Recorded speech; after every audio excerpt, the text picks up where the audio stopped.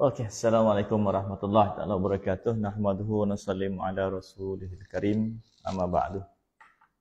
Alhamdulillah, sebagaimana semalam saya nyatakan bahawa uh, saya akan cuba sebaik mungkinlah untuk luangkan masa sedikit untuk dalam siri bicara santai sihat secara alami jika ada kelapangan, dan masanya adalah secara spontan, spontan ataupun bila ada ruang ataupun luang kelapangan dan sebagainya. Jadi alhamdulillah saya baru saja selesai runding cara bersemuka dengan pasien terakhir saya hari ini. Jadi sementara nak rehat tu, saya ambil masa sekejap lah untuk berbicara pada petang ini sebagaimana yang saya jelaskan semalam. Jadi bicara faz santai ni untuk sihat secara alami ni, kita lebih fokus kepada idea ataupun pandangan spontan lah. Okey, dia bukannya satu pandangan yang spesifik untuk merawat atau sebagainya, tapi dia adalah satu lontaran awalan kepada mungkin siapa yang sedang mencari-cari rawatan ataupun mencari teknik-teknik pengurusan kehidupan dan juga kesihatan dalam usaha untuk menjalani kehidupan yang lebih baik, lebih seimbang dan lebih sempurna. Okey, jadi hari ini mungkin saya kongsi satu je dulu, ringkas, dan bagi saya perkara yang sangat penting untuk kita tahu. Antara perkaranya ialah definisi sihat itu sendiri. Sebab ramai di kalangan pasien yang datang berjumpa dengan kami di Rumah Sihat Utama pada Juruterm Beraja Batu Pahat, Johor, apabila berbicara tentang sihat ataupun nak sihat ataupun nak cari penyembuhan dari segi sakit dan sebagainya, fokus mereka lebih kepada definisi sihat dari sudut yang orang kata bagi saya agak sempit sebenarnya. Okey, sebab mereka akan fokus kepada kalau mereka tu kencing manis, nak sembuhkan kencing manis, kalau mereka tu ada masalah gout, nak sembuhkan gout. Okey, dan kebanyakannya menjurus kepada definisi itu. Okey, maknanya sakitlah sakit yang fizikal, sakit yang nyata.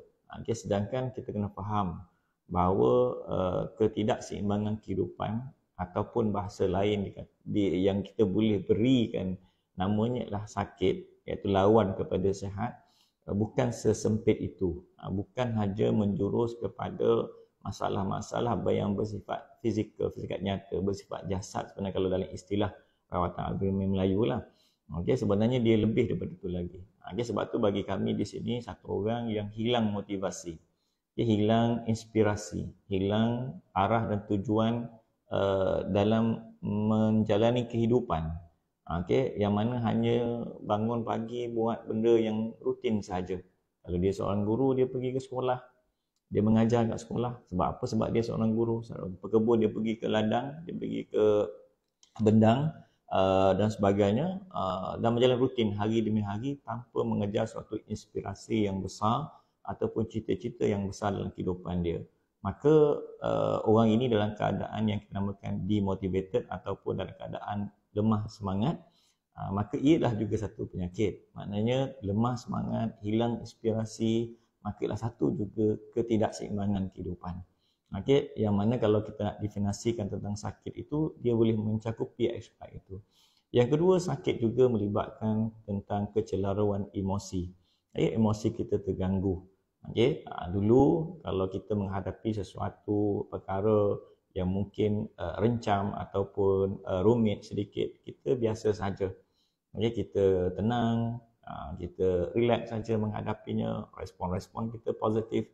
Tapi akhir-akhir ini ada je benda yang sulit, yang rumit, walaupun sedikit, menyebabkan kita jadi hot temper, kita rasa serabut, kita rasa benda tu susah sangat, kita memikirkan kenapa benda tu datang pada kita. Kita tak sama macam dulu. Maka itu juga menunjukkan salah satu ciri ketidakseimbangan ataupun yang kita kategori sebagai sakit. Okey, dia boleh, maknanya dari segi sudut sakitnya bukan sakit fizikal, tapi sakit dalam konteks ketidakseimbangan kehidupan itu. Yang ketiga, ada juga kita tengok kategori mereka yang sukar untuk membuat pilihan atau keputusan. Ini juga satu penyakit. Kan? Tak bijak memilih. Pendek akal dalam istilah rawatan ahli Melayu ni kita namakan pendek akal. Tak bijak. Daya tangkulnya rendah. Okay, sehingga kan perkara-perkara dalam bab memilih benda-benda yang nak diusahakan, nak dilakukan itu terlalu orang kata pelik lah kan. Benda yang remeh pun sukar untuk dia buat keputusan. Dan kadang-kadang keputusan yang dibuat itu di luar daripada konteks yang kita katakan yang normal biasa. Okay, dia buat keputusan yang pelik-pelik. Okay, maknanya akalnya tidak bijak memilih. Okay, benda yang baik dianggap buruk, benda yang buruk dianggap baik. Dan ini juga lah merupakan satu penyakit. Okay? Ataupun saya lebih suka menggunakan istilah ketidakseimbangan kehidupan. Okay? Dan akhir sekali ialah ketidakseimbangan kehidupan ini ataupun sakit juga boleh kita lihat dari sudut ketidaktertibnya hidup, kehilangnya ketertiban kehidupan kita. Kita daripada bangun tidur sampai tidur kita balik tu dah bercelaru hidup kita. Jadi tertib hidup kita dah tak tersusun dah. Waktu tidur sepatutnya kita tidur, kita pergi jaga. Pukul 12 malam, sepatutnya kita mengantuk dan kita tidur. Menjelangnya pukul 3, pukul 4 pagi kita akan bangun dan kita akan segar tubuh kita. Tapi sebaliknya tidak. Siangnya tidur setidur-tidurnya, waktu sepatutnya orang tidur, orang jaga, kita tidur. Ada waktu orang tidur, kita jaga. Jadi itu satu perkara yang mungkin di luar. Contohlah saya katakan. Ataupun dari sudut banyak lagi perkara lain. Mana di disiplin harian kita tu. Waktu orang makan, kita tak makan. Waktu tak sepatutnya makan, kita makan. Jadi maknanya dalam disiplin harian kita atau dalam tertib hidup harian kita tu dah mula bercelaru. Ini juga merupakan satu ketidakseimbangan. Jadi dalam hal ini, sahabat yang dikasihi sekalian, kalau kita melihat penyakit ni dalam skop yang lebih luas, sebab tu dalam konteks rawatan ahli Melayu dan model gaya hidup sihat insaniah, kita melihat semua perkara ini. Supaya kita lihat penyakit dari sudut atau skop yang lebih luas. Bukan sempit berkadar ataupun menumpu kepada penyakit-penyakit yang fizikal saja. Dan kita kena ingat, kalau kita ingat nanti pada masa akan datang mungkin saya boleh kongsi bagaimana 3 komponen kehidupan itu, malah dalam buku gaya hidup sihat insaniah pun saya dinyatakan dengan jelas bahawa kehidupan kita ni 3 komponen yang besar sebenarnya. Roh, hayat dan jasad itu. Roh itu terpecah kepada 4, hayat terpecah kepada 4, jasad terpecah kepada 4. Dan itulah yang memahamkan apa yang saya ceritakan ini. Maknanya kita tak boleh melihat sakit dari sudut yang jasad saja. Tak boleh tengok hanya semata-mata gaut, kencing manis, darah tinggi, masalah kolesterol, masalah berkisar pasal itu saja. Betul, kita akui itulah sebahagian daripada penyakit. Namun itulah penyakit yang peringkat dasar. Yang mana sebelum sampai ke tahap itu, ada lagi penyakit yang lebih awal yang kita mungkin rasa benda tu bukan sakit. Macam saya cakap tadi lah, hilang motivasi. Tak ramai orang yang rasa dia adalah satu penyakit atau satu ketidakseimbangan kehidupan. Sedangkan dia adalah satu benda yang penting. Kalau kita hilang motivasi, memanglah imuniti kita akan turun, antibody kita akan bercelaru, dan sebagainya, akan berlaku tekanan pada kehidupan kita. Maknanya di situ ni dah bermula sakit kita. Dan kalau dibiarkan begitu lama, berhari-hari, berbulan-bulan dalam keadaan yang hilang motivasi, akhirnya dia akan menyumbang kepada penyakit yang fizikal. Siapa yang terganggu motivasinya, mungkin sistem tubuhnya akan terganggu. Apa yang terganggu, pinealnya terganggu, hormon melatonin terganggu, imuniti dia mesti akan jatuh. Dan orang ini apabila terdedah kepada wabak-wabak tertentu, dalam suasana-suasana tertentu, dia akan senang terkena jangkitan dan sebagainya, tubuhnya hilang kekebalan dan sebagainya. Begitu juga dengan emosi yang bercelaru. Emosi yang terganggu. Gangguan emosi yang berterusan. Berapa ramai kita jumpa hari ini yang bertahun-tahun lamanya, akhirnya perkara itu berkembang biak dalam kehidupan dia. Dia bertahan, dia tak mendapatkan rawatan dan dia dah exhausted, dia dah tak boleh nak manage lagi emosi dia dan akhirnya dia terjebak dalam penyakit-penyakit fizikal atau jasad yang secara langsungnya memberi kesan kepada kehidupan jasad dia ataupun kehidupan rutin harian dia dan sebagainya. Begitu juga dengan kecelaluan berfikir. Okey, berapa ramai kita tengok hari ni orang selalu berfikir tak bijak memilih, pendek akal. Okey, benda yang susah okey jadi senang bagi dia, benda yang senang menjadi susah. Dia terbalik lah. Perkara yang kecil dibesar-besarkan, perkara yang besar dikecil-kecilkan. Okey, dan ini satu penyakit ataupun satu ketidakseimbangan yang kita perlu lihat daripada awal lagi. Dan akhirnya kalau itu tak dijaga, disiplin tertib harian kita terganggu dan sebagainya. Jadi sebab itulah kalau kita nak bawa dari konsep ketidakseimbangan kehidupan ataupun biasanya disebut sebagai sakit, bukan hanya semata-mata tu. Okay? Kalau kita tengok gout tu dah di ujung lah tu. Kalau kecil manis tu dah di ujung lah tu. Okay? Kanser tu lagi dasar lagi sakitnya. Sebelum datangnya sakit itu, datangnya sakit-sakit yang saya katakan tadi. Okay? Yang dalam bentuk itu. Okay? Sebab itulah dari masa nanti kalau ada ruang dan masa, kita cuba kongsi satu persatu. Okay? Bagaimana kita nak melihat ketidakseimbangan ini, apa yang kita lalui pada hari ini sehingga mungkin memberi kesempitan ke kehidupan kita dan menyumbang kepada penyakit yang bersifat jasad atau fizikal. Okay, jadi ini kita perlu lihat secara mendasar sebab kita tak sedar ni. Okay, berapa ramai orang tak tahu bahawa terganggunya emosi dia yang berterusan, hilang sabar, kan?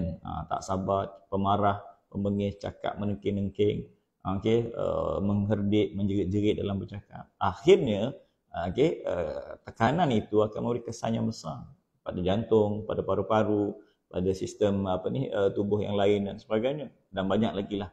Nanti insya-Allah dari masa-masa saya akan cuba berkongsi sedikit demi sedikit untuk kita lihat. Cuma hari ini poin saya ataupun saya nak jelaskan bahawa cuba luaskan definisi ketidakseimbangan itu bukan hanya semata-mata perkara yang bersifat jasad saja, ataupun mungkin orang awam boleh sebut sebagai bersifat fizikal saja. Bukan setakat ini itu saja. Malah ketidakseimbangan itu luas. Ketidakseimbangan itu besar. Hilang motivasi pun satu ketidakseimbangan ataupun satu jenis sakit. Emosi kita yang tidak dapat dikawal. Itu pun satu penyakit. Kita tidak bijak berfikir, pendek akal. Benda kecil dibesar-besarkan, benda besar dikecil-kecilkan. Maka itu pun satu ketidakseimbangan. Dan juga hilangnya tertib hidup seharian. Tempat yang sepatutnya kita tidur, kita jaga. Kita tak tidur, tempat yang patut kita tidur, kita jaga, kita tidur. Tempat yang patut kita makan, kita tak makan. Kita makan bila? Kita makan dalam kereta, tengah bergerak. Kereta bergerak laju, kita makan, mengunyah, ngak-ngok, kononnya nak hilang ngantuk. Dan kesannya sangat ketara.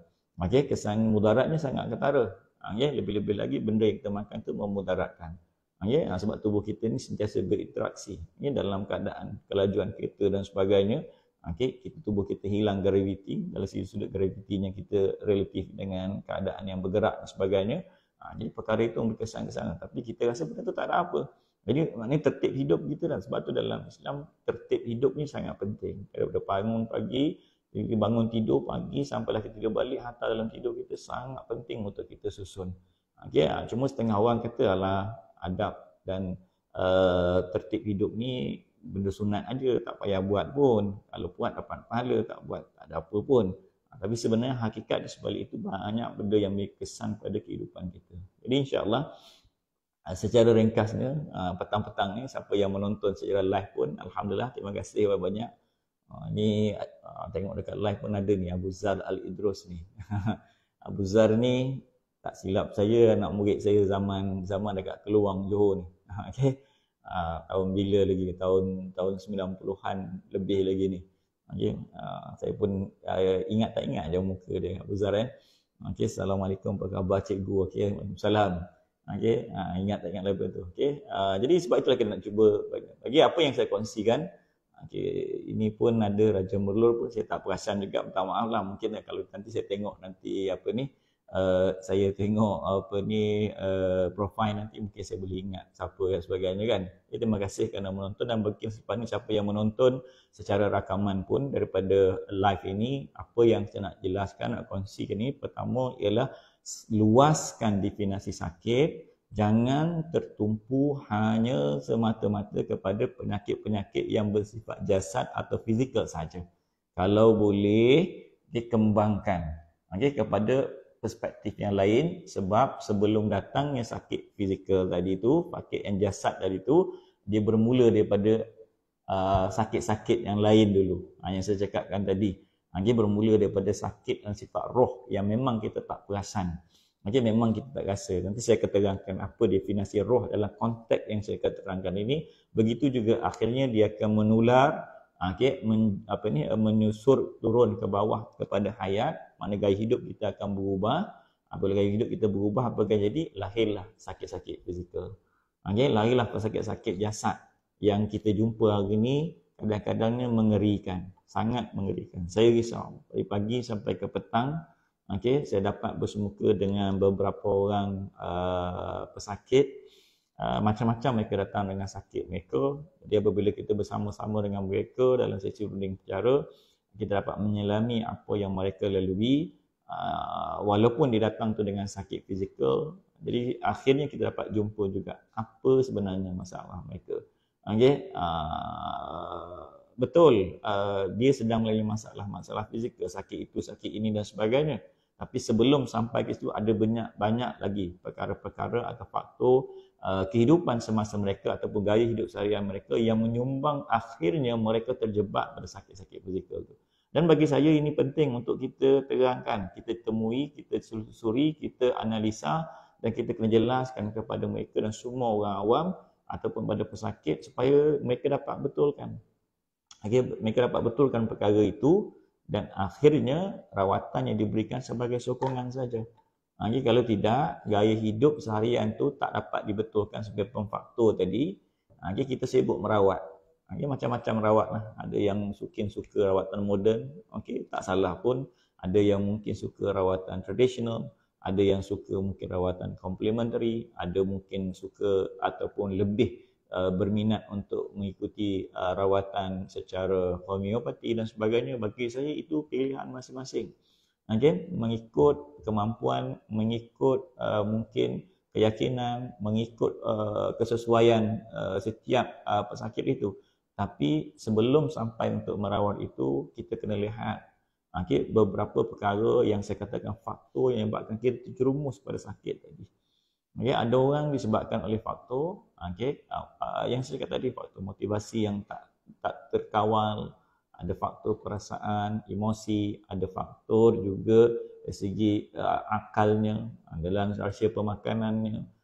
Juga ada faktor disebabkan oleh tertib harian. Berapa ramai orang tak perasan kerana posture kerja duduk yang tak betul saja.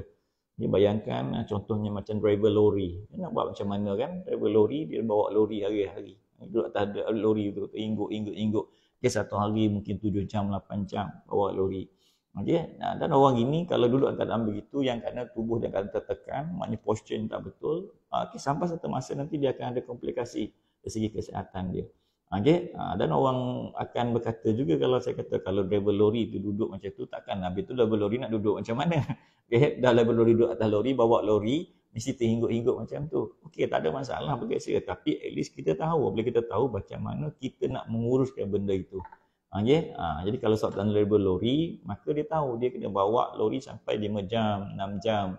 Bagaimana nak managekan dia selepas dia bawa, semasa dia bawa tu supaya tidak memberi tekanan pada tubuh dia. Begitu juga dengan hal orang yang mungkin makan minum dia tak betul, tak seimbang. Maka kita kena betulkan perkara itu.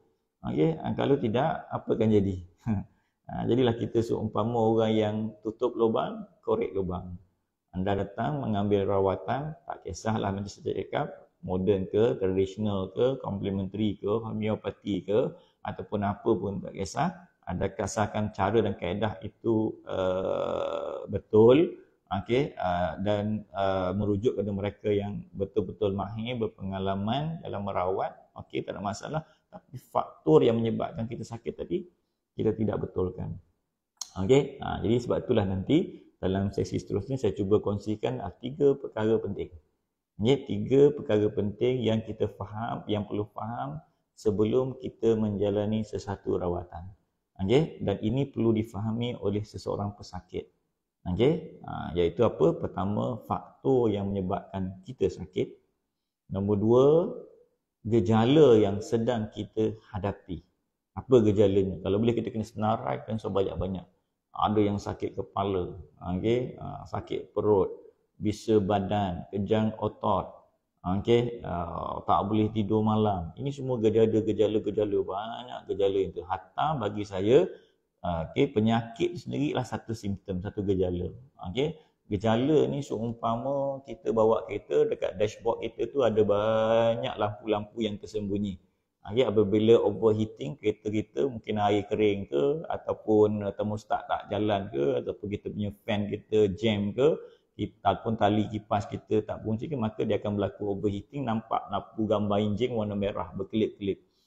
Okey, jadi gejala tu macam itulah signal. Okey, dia akan bagi tahu macam mana. Kita tak pakai tali pinggang keledar, kereta yang baru sekarang dia bunyi tek tek tek. Dia nak bagi tahu kita, engkau tak pakai tali keledar, something wrong, benda yang tak betul pada apa yang kau lakukan. Jadi itulah dia nak bagi tahu tu kita telah, tubuh kita telah tak seimbang, supaya kita trigger, supaya kita bertindak dengan itu.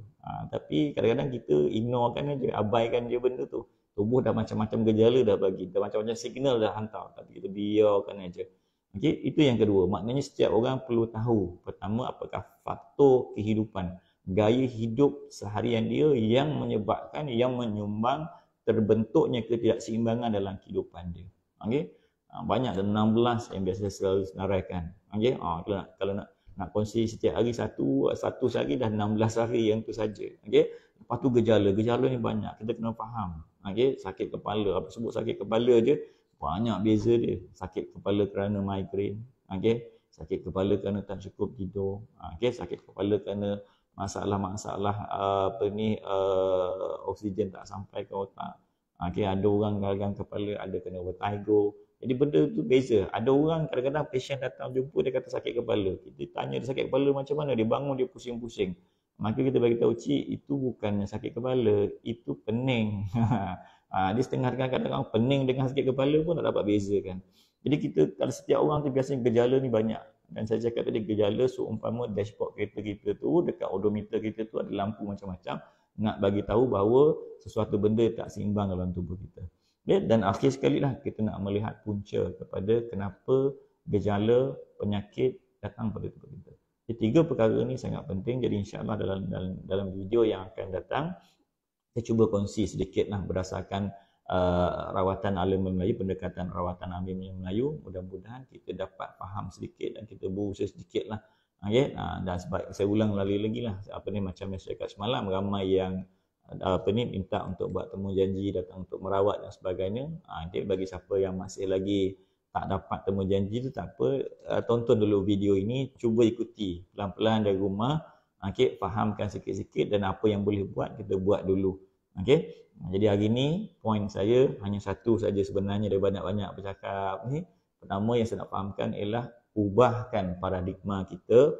Sakit ni hanya yang fizikal saja, yang jasad saja, kencing manis, darah tinggi, masalah kolesterol, gastrik, sakit kepala, pening, batuk, sesama, demam, cerit-berit, muntah. Betul, itulah sebahagian daripada jenis-jenis penyakit. Namun begitu, dia tidaklah skop sakit itu hanya itu saja, malah dia lebih luas daripada itu lagi.